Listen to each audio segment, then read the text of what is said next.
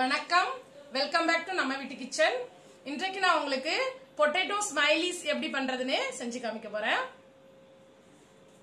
இதற்கு தேவையான பொருட்கள், இது வந்து ரெண்டு நல்ல பெரிய சைஸ் பொட்டேட்டோவை நல்லா பாயில் பண்ணிட்டு, கொஞ்சோண்டு தண்ணி ஊற்றி நல்லா பாயில் பண்ணிட்டு, இந்த மாதிரி சீவுற அந்த நம்ம கேரட் சீவோம்ல அந்த மாதிரி இந்த சின்ன சின்னதாக இருக்கட்டும், இந்த மாதிரி குள்ளதுல சீவி வச்சு ஷ்ரெட் பண்ணி எடுத்துக்கோங்க. இப்படி எந்த சின்ன சின்ன பீசஸ் எதுவுமே இருக்கக்கூடாது. அப்புறம் இது வந்து ரைஸ் ஃப்ளார், சால்ட், அப்புறம் இது வந்து கார்ன்ஃப்ளவர், கார்ன்ஸ்டார்ச், பெப்பர்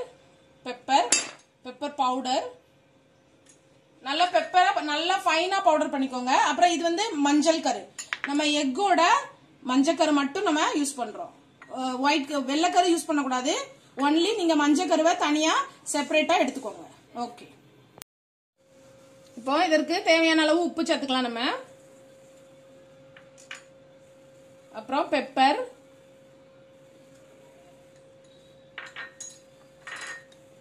இது வந்து கார்ன்ஸ்டார்ச் நல்லா 1 ஸ்பூன் 1.5 ஸ்பூன் யூஸ் பண்ணிக்கோங்க. அப்புறம் ரைஸ் ஃப்ளார், அரிசி மாவு 1 ஸ்பூன். இது அரிசி மாவு நல்லா கிறிஸ்பி கொடுக்கும். அப்புறம் இந்த மஞ்சள் கரு.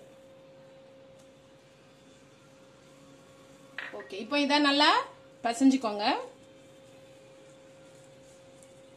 தண்ணி எதுவும் ஊத்தக்கூடாது. நம்ம சப்பாத்தி மாவு எப்படி பிசைதோ அந்த மாதிரி நீங்க பிசைஞ்சு எடுத்துக்கோங்க.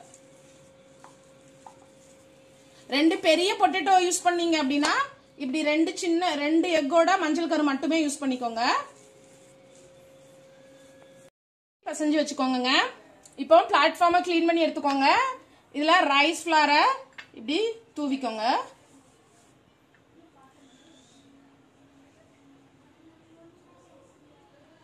அப்புறம் நம்ம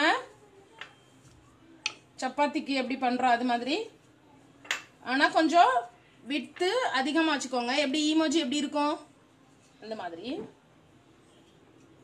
ரொம்ப சப்பையா பசஞ்சிடாது, அழுத்தி விட்டுறாதீங்க, பிரஸ் பண்ணிடாதீங்க.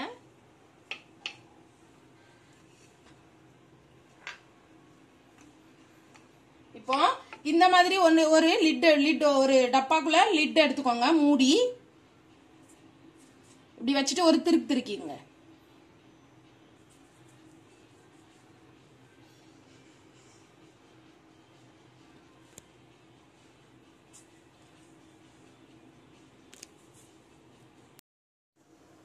இந்த மாதிரி எடுத்து வச்சுக்கோங்க ஒரு பிளேட்ல.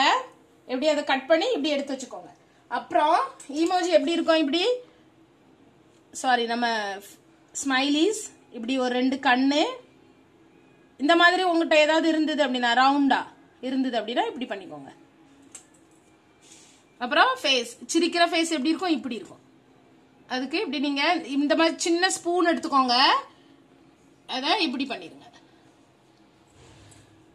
பாருங்க, இப்படி கண்ணு போட்டுக்கோங்க.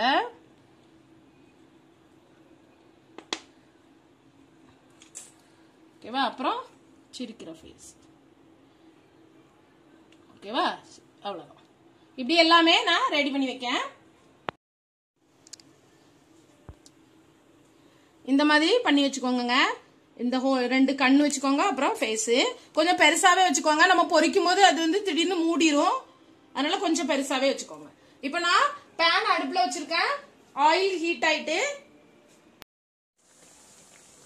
ஓகே, இப்போ நம்ம இதை பரட்டி போட்டுடலாம்.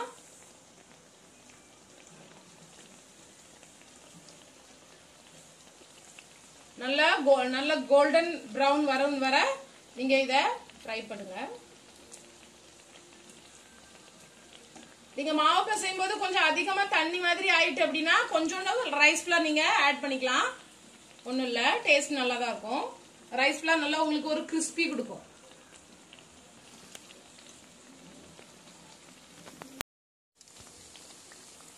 ஓகே, இது இப்போ ஃப்ரை ஆயிட்டு நல்லா.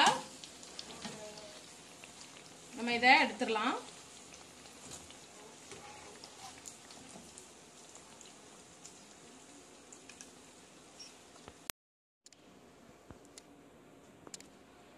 இப்போ நம்ம இமோஜி ரெடி ஆயிட்டு பொட்டேட்டோ ஸ்மைலிஸ்.